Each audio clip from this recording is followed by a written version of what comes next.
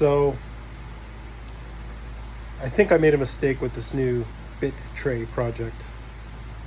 Didn't see this one coming. It might be time to design a better suited end mill in bit tray. Just seems like it might be.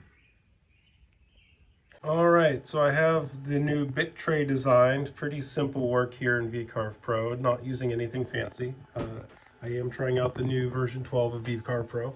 I'll get to the fancy stuff probably in the next job. This one's more of a technology change proof of concept because my CNC router is the xCarve. Controller's hiding over there. And I was using the software that Inventables gives you with the router called Easel. But my Easel Pro subscription is running out at the end of the year. And I wanted to, if I'm going to pay for something, I want something more powerful. So vCarve Pro is where it's at. The thing is, getting the Gcode from vCarve Pro to the xCarve isn't super straightforward. You can continue to use Easel, and I think you can use the free version to send Gcode, but it doesn't really give you like the control that I wanted, that I'm used to with like Mach 3 on the router at the makerspace. So what I next tried to use, and I don't know if this is new, but it's new to me. I just saw it for the first time recently. Vectric has vTransfer, which is a Gcode sender. So you can just load your Gcodes into here and it sends it. It works fine, but it's very light on the features. There's no preview. There are touch plate probing and stuff like that. But I found in trying to use this, if I needed to stop a job and resume it, if I needed to try to recover from a mistake, this was working against me, made it exceedingly hard.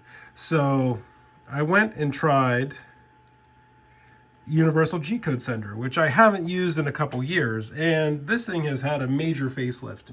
It used to look like a janky Java program, and now it looks like a less janky Java program. No, the interface is pretty nice. Has all the things you'd expect from like Mach 3, and I'm enjoying it pretty well so far.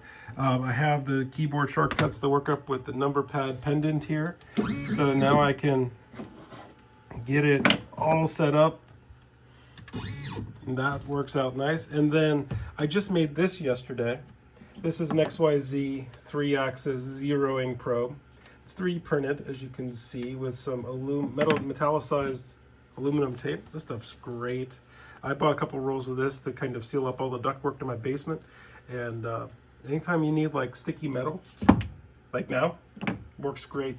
I'll talk about the hole that I accidentally poked in it here in a little bit. But the way this works, I'll show you real quick here, is you put it on the corner of your workpiece where your origin is, plug this barrel jack into the zeroing port on the xCarve, and it just does continuity between the two wires. So that one is hooked up to the metal tape. This one's hooked up to a little magnet that just clicks onto the spindle there. And the Gcode for the probing has tolerances where it'll go like an inch each direction, and that's tunable. But so what I want to do is I want to get my end mill within an inch of the corner, so kind of by those blue marks. Make sure that the, okay. So let's see. All right, so that is within the area where it won't crash when it runs the probing. So now we'll come up here and just say, where are you, mousy mouse? Probe.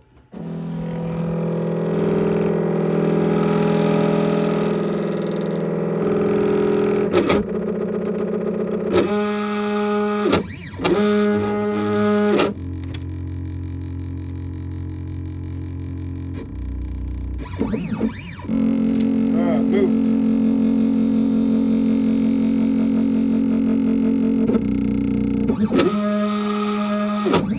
All right, lesson learned. Make sure these wires or this dust shoe holder is not in the way. I'm going to be moving it when it's running. I got it back in place before I touched it. So our zeros are good. So that's super cool. The magnet's a great upgrade.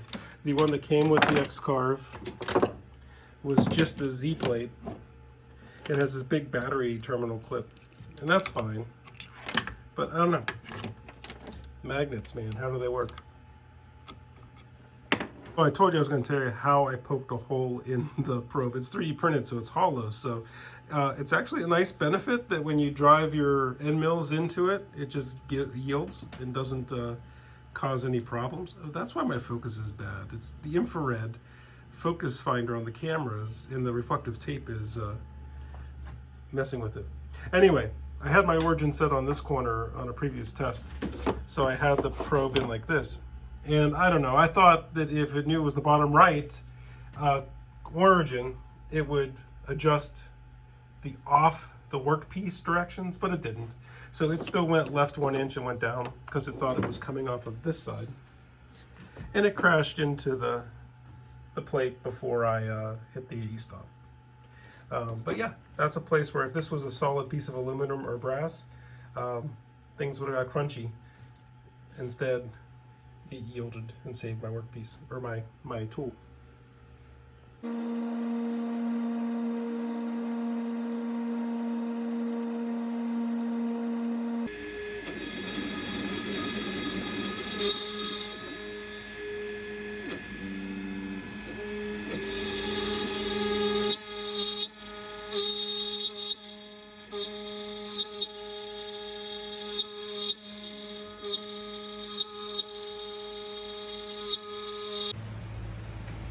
All right, we are good to go.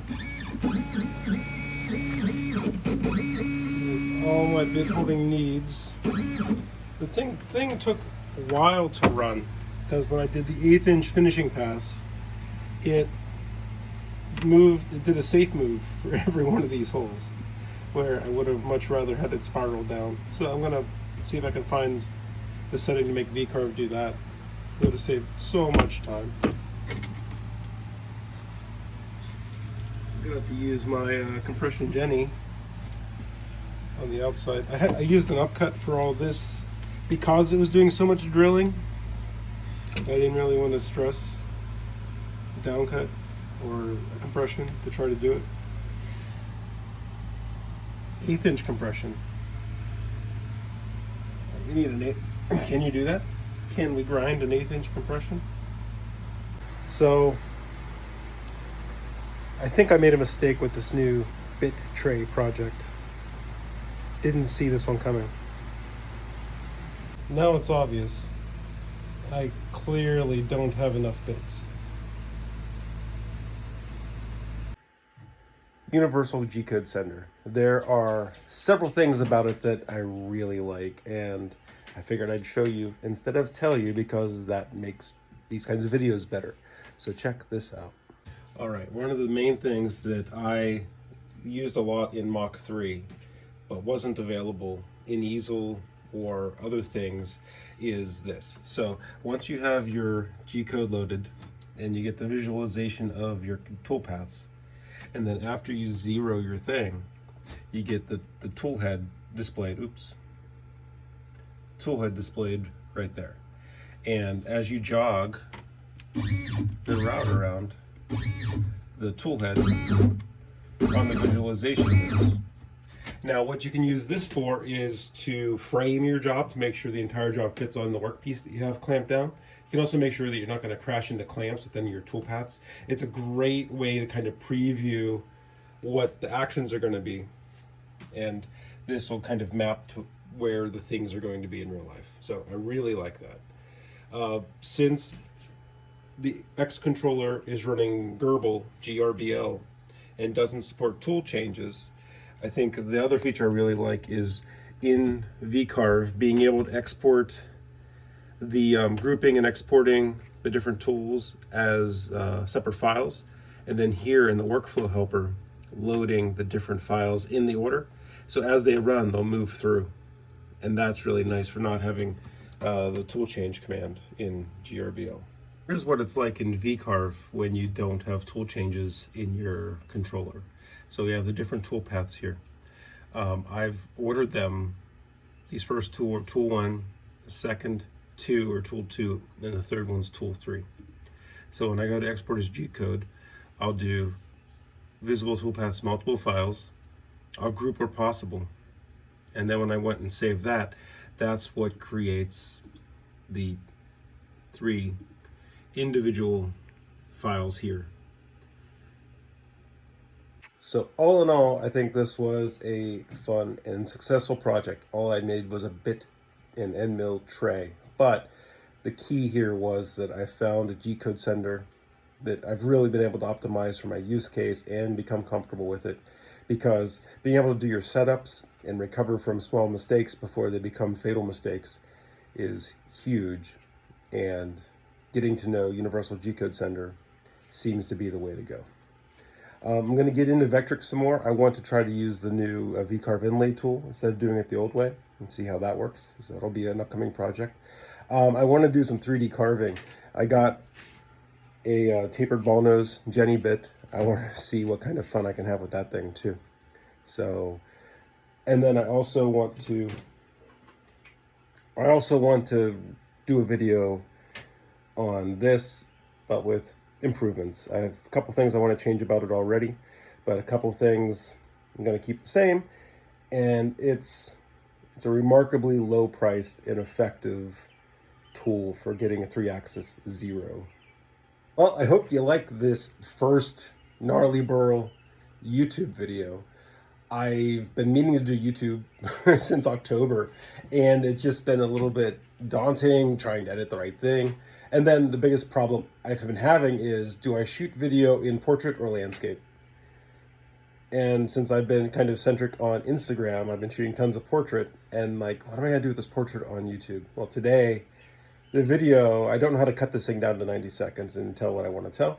So it's a portrait YouTube video, and I don't know. We'll see how this goes. But thanks for watching, and check us out on Instagram. We're Gnarly Burl.